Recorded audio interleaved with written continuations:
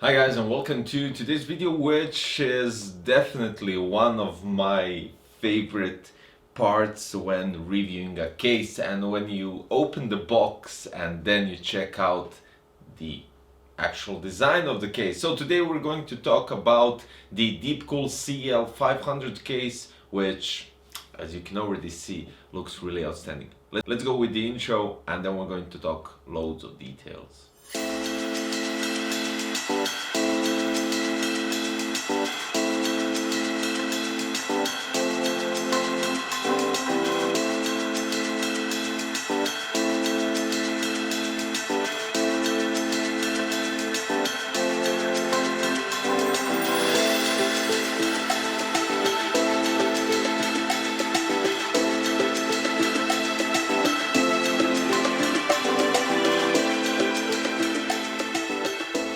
So as I stated at the beginning of the video, today we're going to talk about the DEEPCOOL CL500 case, which definitely looks attractive, especially with the front and top grille and the access to everything, which is always most important in cases.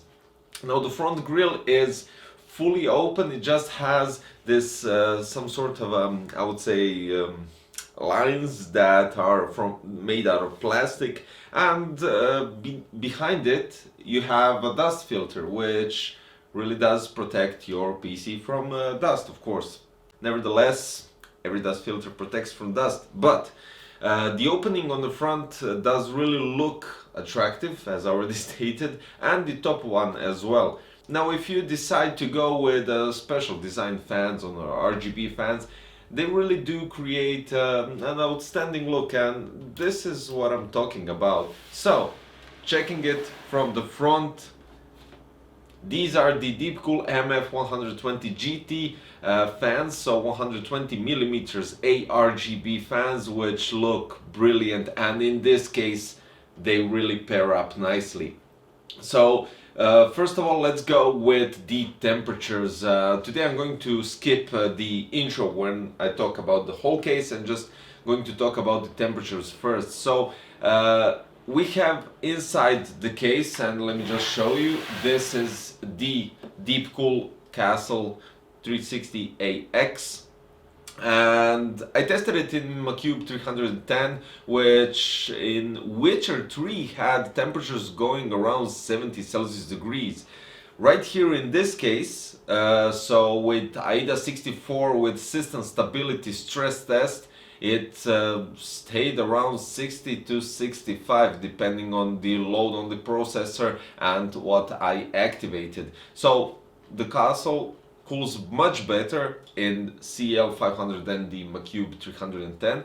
But one more thing, since we're talking about the case, we also need temperatures for the graphic card. So graphic card under load goes up to 65 Celsius degrees, and this graphic card inside is the MSI GeForce RTX 2070 Armor. I did forget about the processor, so we have the AMD Ryzen 9 3900X. So keeping that kind of a processor cool is really outstanding. So, well, since we're done with temperatures, let's talk about the interior and everything you have. First of all, I do have to admit that you have a really interesting way of accessing the top panel. So you have a button, you push it, and the top panel just pops out. You have direct access to the fans.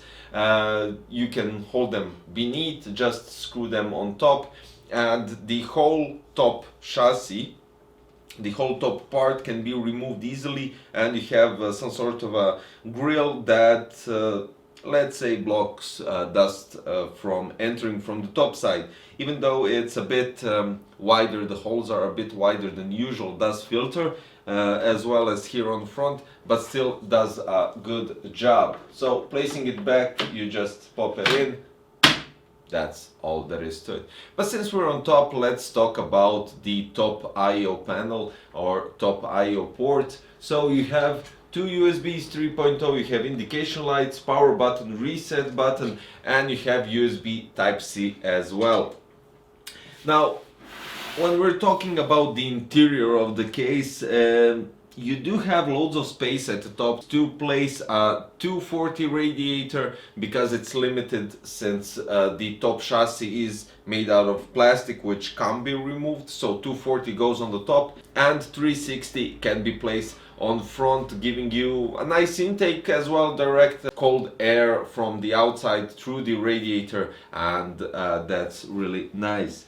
Now, the power supply shroud, for instance, usually when we place a 360 radiator in almost any case, you do need to remove a hard drive cage. But since the front panel is completely, I would say, opened, let's put it that way, you can place your fans on front, directly placed on the grill, and then from the other side of the case chassis you can place the radiator, and you get loads of space here.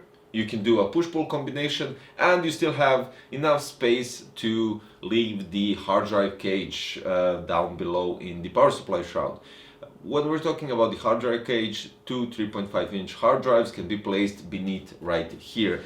Going around the case, you have loads of openings for connecting the cables, so for RGB 24-pin, two 8-pin EPS cables for your graphic card, and the best thing you do get, this is a cool thing actually, you get GPU anti-sag bracket, I would say, or a holder, which can be regulated from the back with a screw. You just untighten it a bit, adjust the graphic card to make it level. As you can see, the Armor graphic card usually just sags a bit right here on the front side, and basically with the anti-sag bracket, I would say, you can adjust the graphic card as you wish, and this is really cool and really nice to have this kind of thing immediately with the case.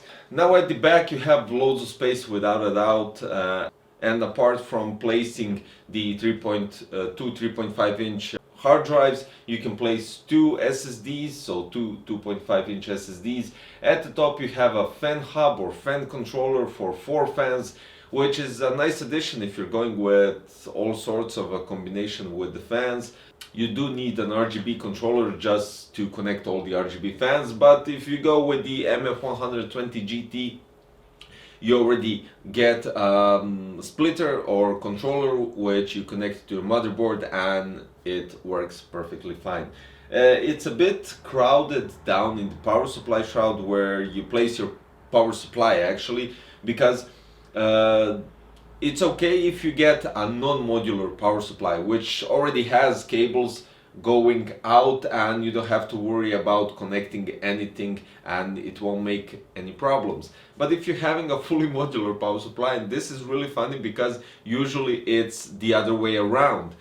I placed some bigger power supply which is a bit longer than 20 centimeters, and the cables got stuck a bit on the hard drive cage. So you can move the hard drive cage a bit and get a bit more space for your power supply. Nothing to worry about, it's nothing serious, it's just a bit of a, I would say, a neglection for the power supply placement.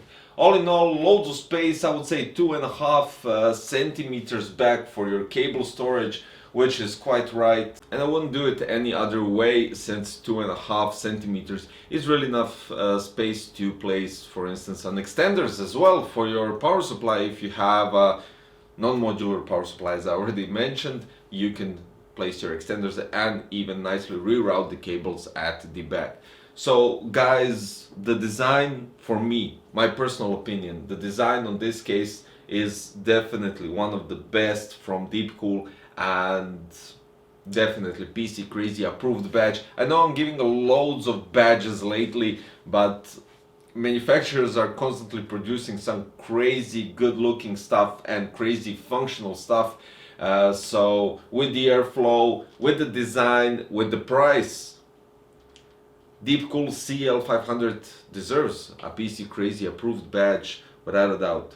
And the MF120 GT fans, let me just show you,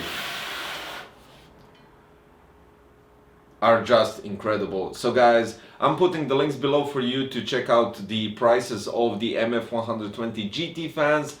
For the DEEPCOOL CL500 case, which is the star of the show today, and of course the DEEPCOOL Castle 360EX, which is a great CPU cooler with RGB, of course.